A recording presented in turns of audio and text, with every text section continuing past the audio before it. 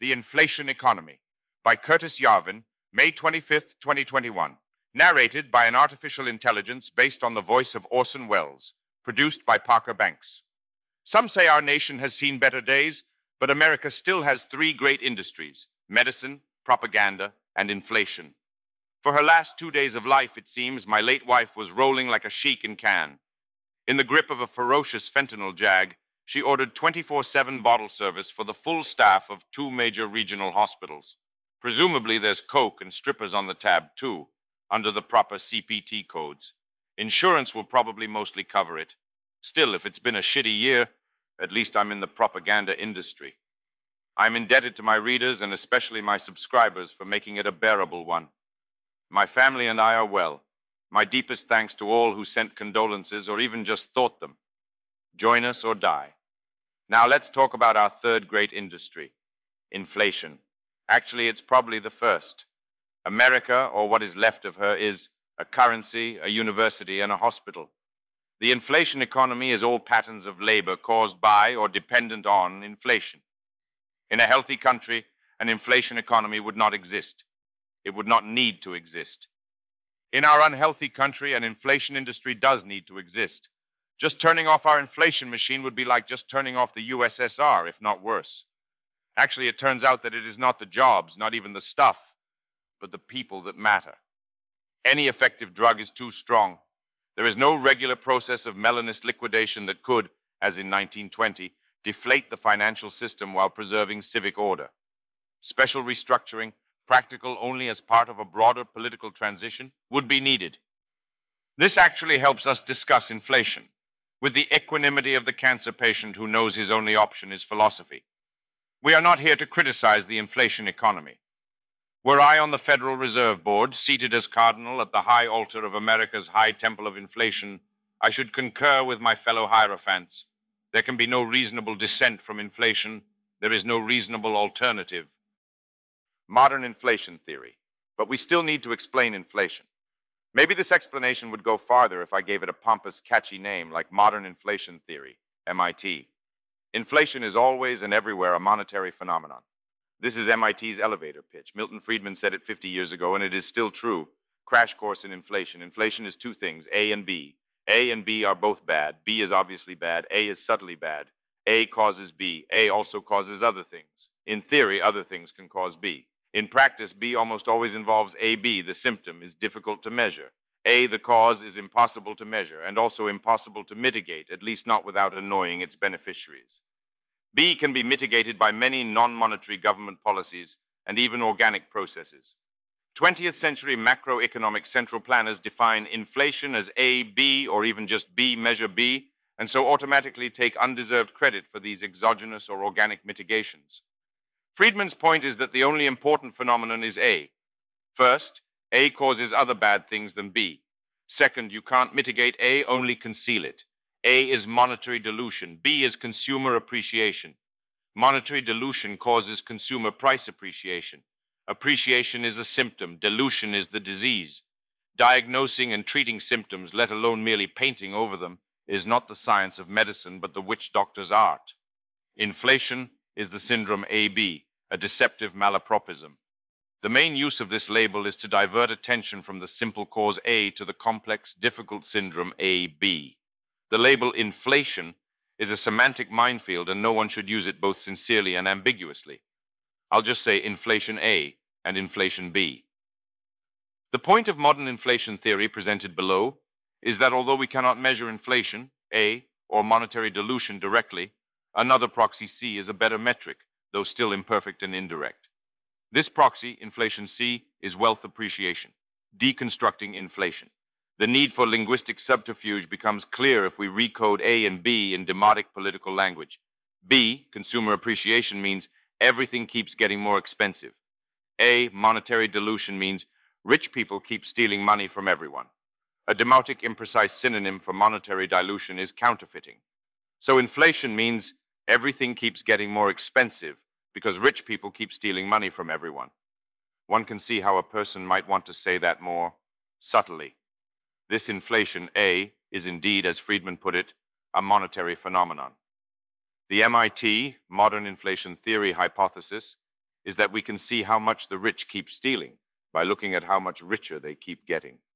Obviously, MIT is a radical theory and might even find a warm welcome with the industrial workers of the world. But we literary economists have to go where the logic takes us.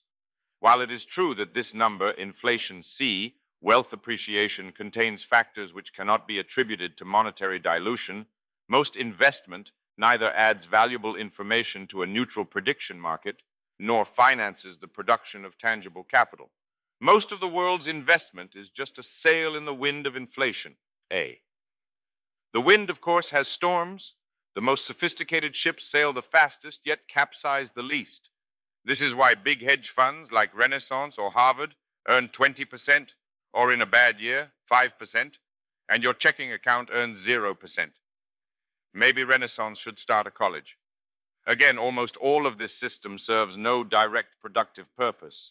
Its only purpose is to invisibly make the rich richer and just as invisibly tax the poor. The world's poor, of course. The dollar is a global financial system. Unfortunately, this purpose is essential to the normal functioning of the U.S. economy. As we'll see, the dollar inflation machine produces a third to half of U.S. GDP. Any plan for just turning it off is just a silly plan. Mitigating consumer price appreciation.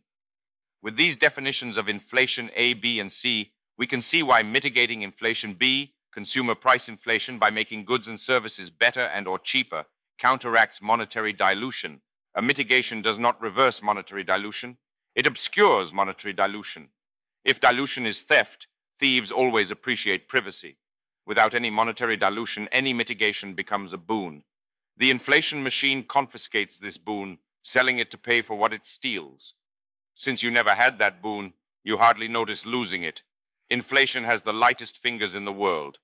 Let's talk about some of these mitigations. Of course, technical progress, an entirely non-monetary phenomenon, is the main organic mitigation. A natural effect of technical progress is to lower production cost. This would naturally lower consumer prices. If prices can remain constant instead, progress creates a profit. This profit can then be stolen. For example, according to the Bureau of Labor Statistics, one of these 1930s agencies, readers may be surprised to learn that these macroeconomic statistics like GDP and inflation B are less than a century old. Car prices have not changed since either of us learned to drive. This makes perfect sense. If you remember wrong, you are just wrong. It is true that in mere dollars, a new 20s Mustang costs 2 or 3 times as much as a new 80s Mustang. You overlook a crucial fact. It is 2 or 3 times as sweet a car. Therefore, your car per dollar has not changed. So there has been no inflation B. This is literally the logic of said Bureau of Labor Statistics. The purpose of statistics is to measure and manage root causes of patterns of economic action. While it is true that by 21st century standards that 80s pony corners like a pregnant hippo, it seems most unclear what effect all the world's Fahrvergnügen could cause on economic action. Yet these numbers are used to price zillions of dollars of financial instruments. Raw, unadjusted, accurate data from actual markets are called nominal until injected with this aggregate Fahrvergnügen, at which point they become real. And of course, had there been no inflation A, you could still get a cherry red loaded 2021 Mustang for 12 grand. That difference? It was stolen. Another way to mitigate production cost is to lower labor costs. You like strawberries. You don't want to pick strawberries, nor does anyone you know. If strawberries had to be picked by you and people like you, consumer strawberry prices would be very high. However, if farmers could employ prisoners, serfs, immigrants, robots, children, etc. to pick berries, their costs would drop, creating a profit which could be stolen as above. Increasing the effective inequality and heterogeneity of an economy is generally a way to lower consumer prices. As aristocrats, you and I should have no problem with this. BRB learning to love our new latifundia economy and its sprawling, immaculate lawns. Another strawberry, dear Flavius Liquidius. Your crypto is still up on the year, I hope. How lovely it is to bank huge inflation gains and with them buy more cheap berries picked by Gaulish scab labor prisoners of war. Caesar's latest victories have really cut our landscape bills. You have no idea what it takes to keep a villa bucolic these days, for if any industry is the inflation industry, it's the crypto industry. What is monetary dilution? Is it really stealing? How does it work? How big is it actually? How do they get away with it? And how is it good for crypto? Let's use Bitcoin itself as a thought experiment to explore the nature of America's neo-Roman imperial inflation economy. The simplest financial system. One way to show the dysfunctional nature of the early 21st century dollar system is to design the perfect financial system, then gradually degrade it by a series of abusive, shocking accounting violations until it turns into the system we know and love.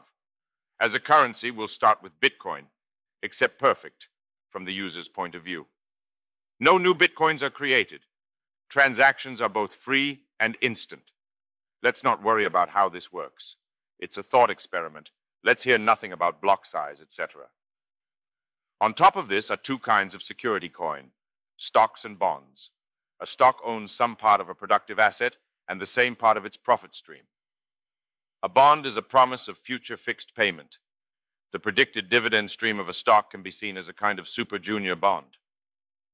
A pool of risk-free bonds, which are just time-locked Bitcoins, sets a risk-free interest rate across a series of standard terms so that a bond can be priced as a function of the risk-free yield curve and the probability of default.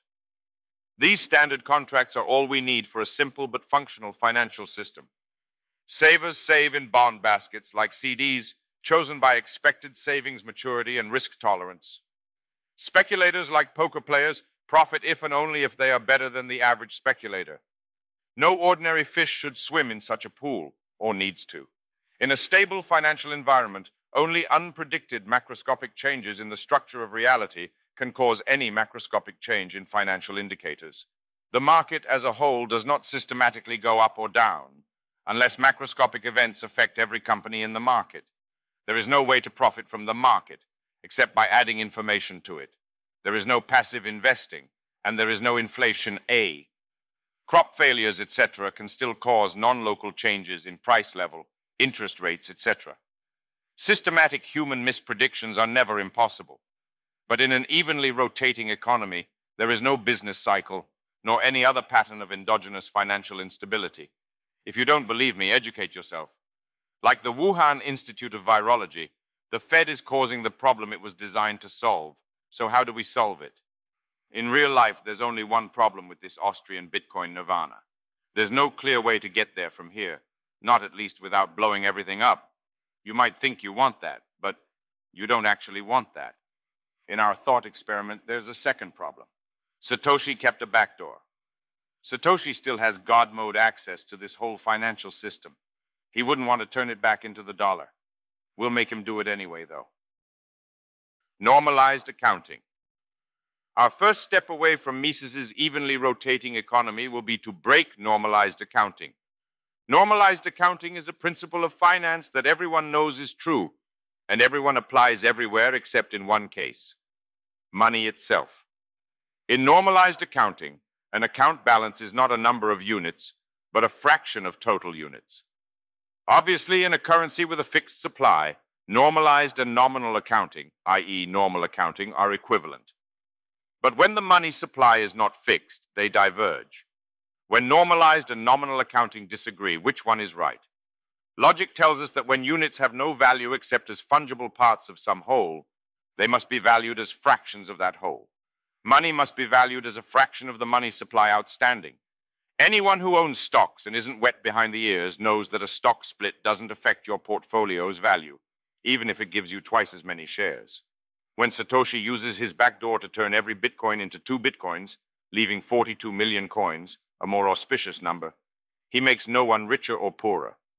So long as all contracts in Bitcoins are also rewritten, this redenomination of the currency is portfolio neutral. So normalized accounting is right, but without computers it's hard. In both stocks and currencies, less controversially in the former, creating new units is common. Suppose a company has 1 million shares outstanding. The CEO issues 100,000 new shares and trades them for a purple glitter bowling ball. In normalized accounting, he has just taxed each of his shareholders by relieving them of 1/10 of their shares. Of course, since the company's assets have increased by 1 bowling ball, purple, glitter, perhaps each remaining share is worth 1/10 more. If he bought not a bowling ball, but his last upstart competitor, that might be so, which is why issuing new shares is legal and normal. This same operation could be papered in a normalized accounting system, but this would require editing everyone's portfolio, which is non-trivial even on a blockchain. On physical paper, it could never have worked. And since 20th century finance is 1900s paper finance ported onto 1970s batch processing computers, creating new shares actually does make a lot of sense, at least in the historical sense. While normalized accounting is right, nominal accounting is useful, but we always want to know what the latter means in terms of the former. Decline and fall of the Bitcoin standard. Satoshi, with his evil backdoor, shall now begin to operate. Let us assume that the world is somehow completely locked into the Bitcoin standard and cannot rage quit to some tacky little altcoin over this unforgivable violation of everyone's monetary trust. Satoshi's first step is to mint 1 million Bitcoins, diluting the supply by 5%, and pay them to himself. This is pure inflation A, monetary dilution. Obviously, this monetary phenomenon is outrageous. Isn't bank robbery always and everywhere a monetary phenomenon? Counterfeiting too? But it raises a fascinating theoretical question. What if Satoshi never spends his coins? Is Satoshi's hoard still part of the money supply? Since the only effect on you of someone else's money is if it either buys something from you or bids against you to buy something, how can this frozen hoard have any concrete effect on the world? The answer is that Satoshi's stash is the extreme corner case of a Cantillon effect, which is a mighty fancy label for the obvious observation that, since new money is never evenly distributed across an economy, its impact on price levels is also uneven. In this corner case, the new money is distributed into a hole in the ground. Generally, though, wealth does tend to spread itself around, even when given to the wealthiest. No one ever said trickle-down economics doesn't work, but it's called trickle-down for a reason. Most of it stays where it is. In Satoshi's special case, this is just all of it. In any case, it is this phenomenon of printing new money and giving it to the rich, not terribly different from taxing the working poor to pay the idle rich, the general pattern of the pre-modern economy, whether we like it or not, that we are seeking to analyze. If a billionaire counterfeits $1 billion and does not spend it, he has still stolen $1 billion. Even if he does spend it, it will take a long time for every last trickle from that river of cash to raise the price level of some year's Mustang. He has still stolen $1 billion. And detecting this by measuring not just the price, but the price per Fahrvergnügen of Mustangs, is a rather obtuse way to observe a crime, amounting nearly to complicity. Virtual counterfeiting. Monetary dilution, counterfeiting, inflation A, whatever we call it, is theft, except if done by and for the government. Sometimes it must be. Even Frederick the Great, peace be upon him, once had to debase his coin when the 7 Years' War took a bad turn. Official dilution is theft in the same sense that taxation is theft. It isn't. Hopefully it is at least funding the conquest of Silesia or Afghanistan. Unofficial dilution is theft, even if it is legal, and it is very legal. Taxation is not theft, but even taxation should not be conducted as if it was theft. Taxation has least a chance of being fair and transparent, and inflation tax is neither. The only advantage of inflation A, whether its receiver is the public or private sector, is its opacity, which is only of use to thieves. Since our evil Satoshi is a thief, he will try to remain as opaque as possible. Evil Satoshi, with his back door, doesn't want anyone to know much he's stealing. But when he mints 1 million coins and sends them to himself, his evil minions, etc., this dirty deed is right there on the blockchain. How can he hide this? Some kind of ZK snark. Zero knowledge means you don't got to know and I don't got to tell you. No. Satoshi can hide his larceny by using his powers to virtually dilute Bitcoin with a power that cannot be measured by measuring his actions. Here's how this virtual counterfeiting works. Satoshi wants to use his backdoor but not use it. Therefore, instead of using it to create 21 million Bitcoins, he uses the same tools as any schmo to create 21 million Satoshi coins, a pure and unmitigated shitcoin without any redeeming technical merit. Then he announces that Satoshi coins are pegged 1-to-1 to Bitcoin. Anyone who wants to trade one for a Bitcoin can trade it to him and get back a real coin, fresh coiled from Satoshi's back door. Satoshi does not have to defend this peg, except once to prove it. Therefore, the amount of purchasing power he can create is not bounded by the number of coins he has to mint. An issuer of infinite money can immeasurably create unlimited purchasing power. This virtual monetary dilution is why we can't measure the money supply, in the macroeconomic sense, by the amount of money created. Loans and loan guarantees. And what is the effect on aggregate purchasing power if Satoshi mints new coins not as gifts to himself or others, but as loans? Satoshi lends the world 1 million bitcoins for a year. This does not really change the world's demand for money, because while it increases the world's gross purchasing power for a year, the world also has to spend that year scraping together 1 million bitcoins to pay back Satoshi. Yet suppose he rolls over the loan. Suppose he rolls it over indefinitely. Since we cannot quantify the willingness of any lender to renew or forgive the loan, we cannot quantify the impact of lending on purchasing power. Perhaps the most elegant way for Satoshi to create purchasing power is not even to issue loans, but rather loan guarantees. A loan guarantee is an invisible loan. When A guarantees B's loan to C, B has really loaned money to A, who has loaned it to C. In a classical bank deposit, A is the government, B is you, and C is the bank. You lend your money to the government, and the government lends money to the bank, which uses it to buy a bond. So present dollars have been spent to buy future dollars, the bond. But those present dollars remain in circulation. Since your bank account is actually a zero-term loan to the government which can print dollars, this money substitute is perfect. It has no risk or maturity. Therefore, it increases the money supply. This is a systemic dilution engine, at least so long as it never runs in reverse and repays all this aggregate debt. A central bank digital currency cuts out this ancient nonsense. Bank accounts are no longer key to the 21st century inflation machine. Satoshi appears to be stabilizing markets by neutralizing systemic risks. Satoshi is subsidizing markets by giving away free options and inflating them by lending bitcoins against bitcoin bonds.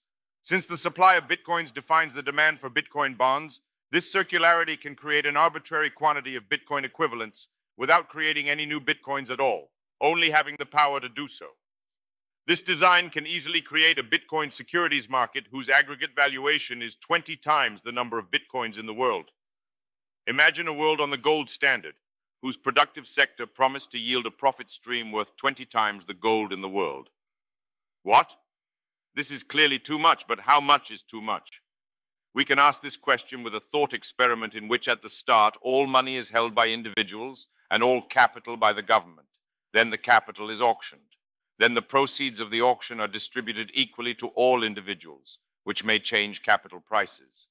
But then the system is stable, and it has no particular reason to destabilize itself.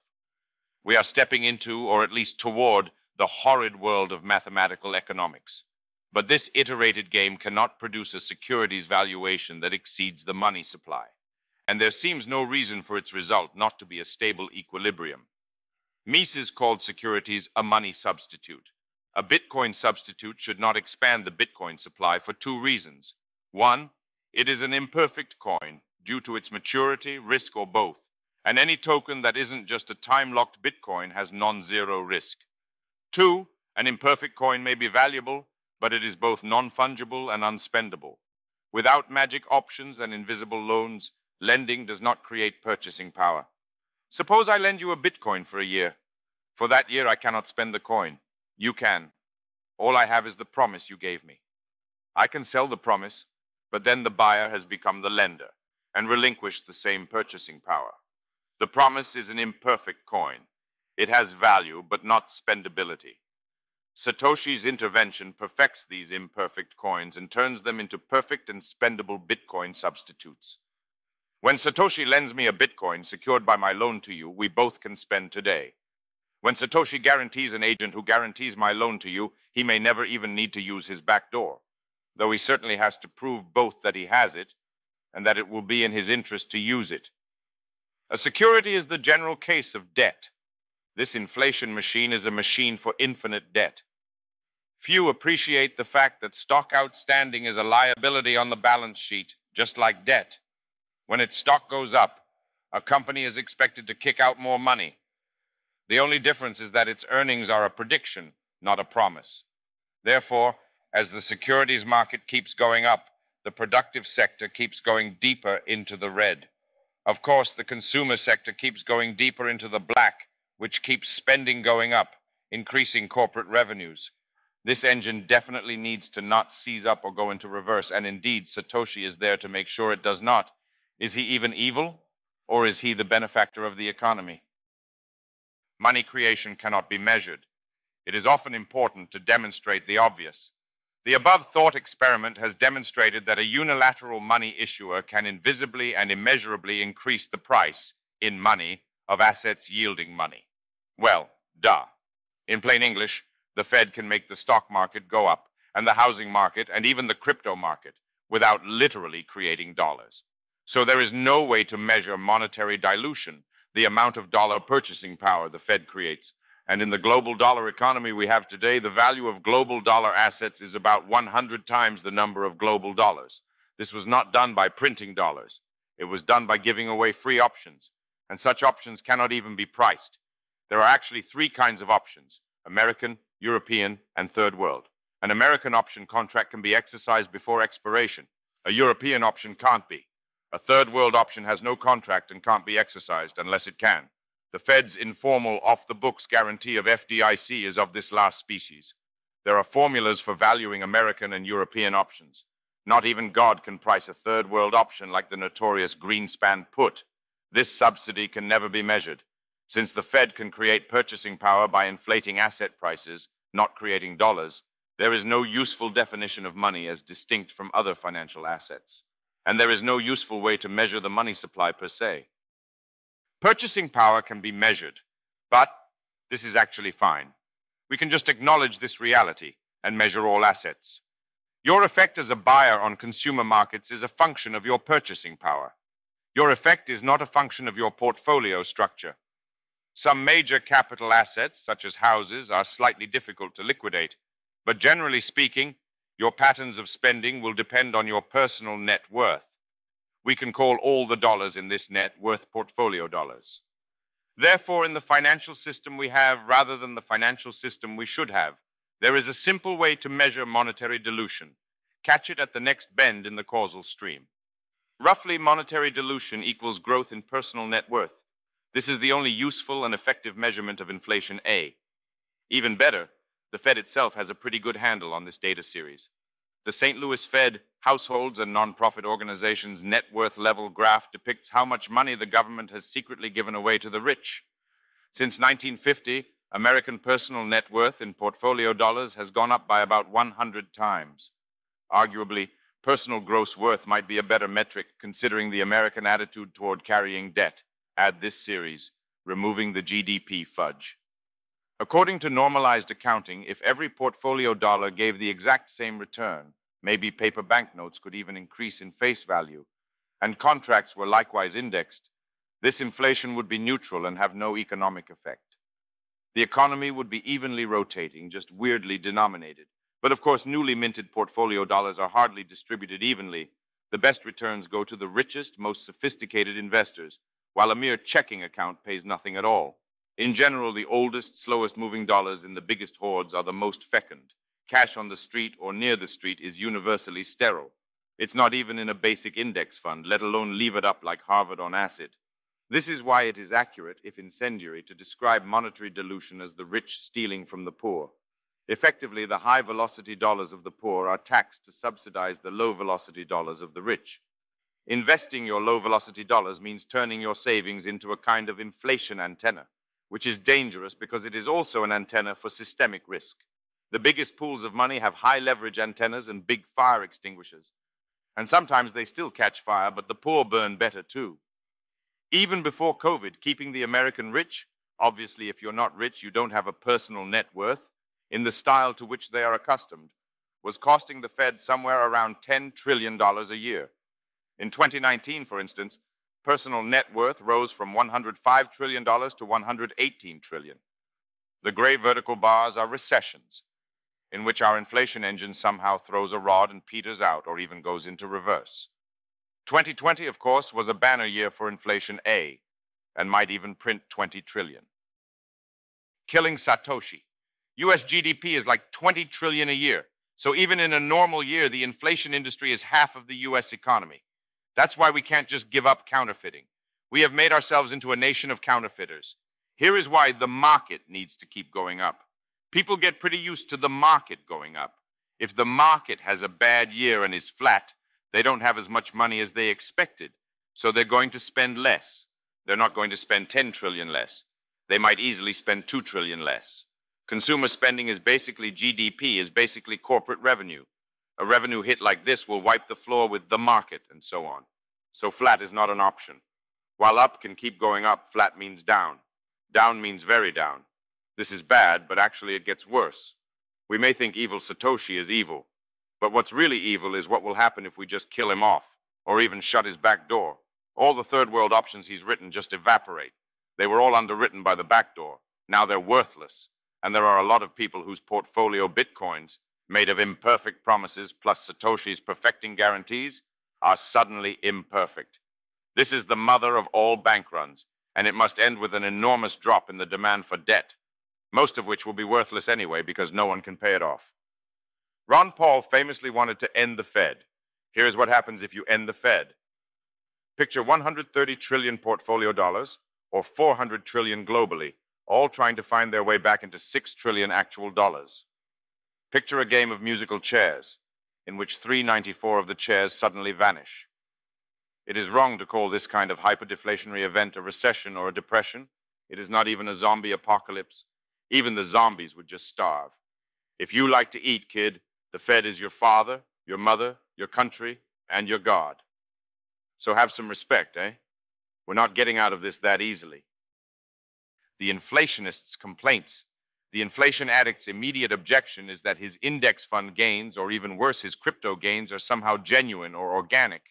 This is not just the government printing money and giving it to the rich. No, this is capitalism. We Pluto-Americans are being remunerated as we deserve for our prudent investments in America's future. First, the assets in this net worth are the capital assets of America. Its farms, factories, houses, and offices. Certain remodeling has been done. Certain processes have been improved. Certain land has been fertilized. Certain persons have even been imported.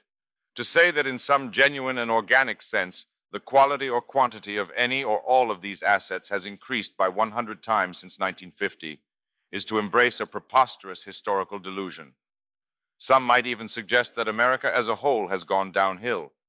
Second, while the technical quality of American products has certainly improved, quality alone has no direct financial or economic effect. Nothing that does not matter should be measured. Nothing matters which cannot cause anything. Since it does not matter except for pure Fahrvergnügen how fast your pony can take a hairpin turn, secular quality improvements cannot explain secular price increases, either in consumer or asset prices. Money is a store of value, not a yardstick of pleasure. The hedonic treadmill is not a monetary phenomenon. We can easily imagine an evenly rotating economy in which, while quality increased, price did not. Indeed, since durability is one element of quality and trade-offs between quality and price are common, economic activity, if anything, naturally tends to shrink with improvements in technology. If the new Mustangs are twice as durable, Mustang sales drop in half, a veritable recession. Technical progress cannot excuse inflation, which is always and everywhere a monetary phenomenon. Third, while the justice of robbing the ragged poor to glut the rich with dainty delights can be debated, especially since it seems to be a human historical universal, the effects of the phenomenon are independent of either its justice or its cause. However organic, monetary dilution or inflation A is pure UBI for the rich. Again, most civilized societies have managed to justify this economic structure to themselves, so there's no reason ours can't. All we can ask is to see clearly what it is. If Americans, instead of investing our savings in our great national casino, as we are required to do, instead of holding portfolios, all held mere digital dollars at the Fed, or CDs if they wanted to defer their savings, and all rented from the government, and every year just got massive beast mode checks for more money, as a function, of course, on how much money they already had, the inflation economy would work in exactly the same way as it does now, except that anyone could see how heinous it is. Look at 2008 on the aforementioned households and nonprofit organizations' net worth level curve to see what happens when the inflation machine breaks. In 2008, personal net worth has to write massive checks. The gray bars are recessions as measured by GDP, i.e., consumer spending plus hedonic fudge. When the machine goes into reverse and steals from the rich, spending drops, businesses lose money, and the poors get laid off. We observe that the little guy gets the shaft always, And when the inflation machine is working, who loses? Ultimately, this is not an economic question, but an aesthetic question. The whole world, not America, is on the dollar standard. The whole world experiences monetary dilution. The world's rich live by printing money, then spending it on goods and services made by the world's poor. This, in the 21st century, is capitalism. This is the inflation economy. It's really not so different from the late Roman Empire. That lasted a long time, too. And if you think the world's economy should work some other way, you have to explain how instead it should work. And then you have to figure out to get it there. Hardly anyone has even started on this job, which is almost certainly impossible.